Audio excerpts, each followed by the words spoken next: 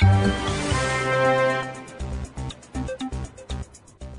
everyone, I'm Leon Thomas Lewick. Here's your political news roundup for Monday, October 1st. With about a month to go in the presidential campaign, it's Obama with the lead and Romney looking to the debates to recover. That's the electoral picture as President Obama and Republican challenger Mitt Romney take a couple of days away from the campaign trail to bone up for the first debate, which comes on Wednesday. A new Washington Post ABC News poll shows that nationwide, the candidates are in a virtual dead heat. It's a different story in the so-called swing states, however.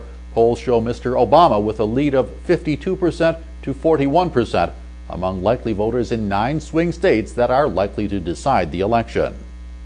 A new report on the so-called Fiscal Cliff facing Congress and the President does not paint a pretty picture for the U.S. taxpayer.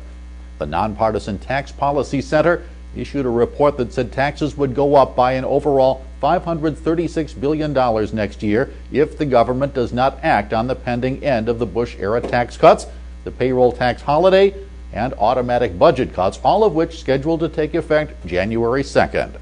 The Policy Center said the tax increases would boil down to about $3,500 per household, although high-income earners would bear a far greater burden than low ones. The center did say that the payroll tax holiday will almost certainly be allowed to expire. That alone will decrease the average worker's paycheck by about $80 a month. It's not being considered a major international incident, but the White House confirmed that government computers were breached by Chinese hackers. An official said a so-called spear phishing attack in which a White House staffer opened a questionable email led to the breach.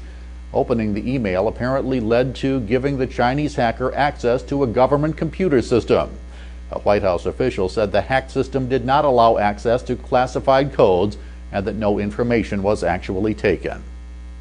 And in California, Governor Jerry Brown vetoed a bill that would have softened the state's enforcement of illegal immigration laws.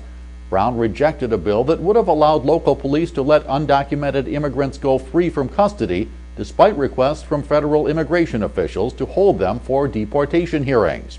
Supporters say the approval would mean undocumented immigrants could no longer be held for long periods of time, despite very minor offenses that got them detained in the first place.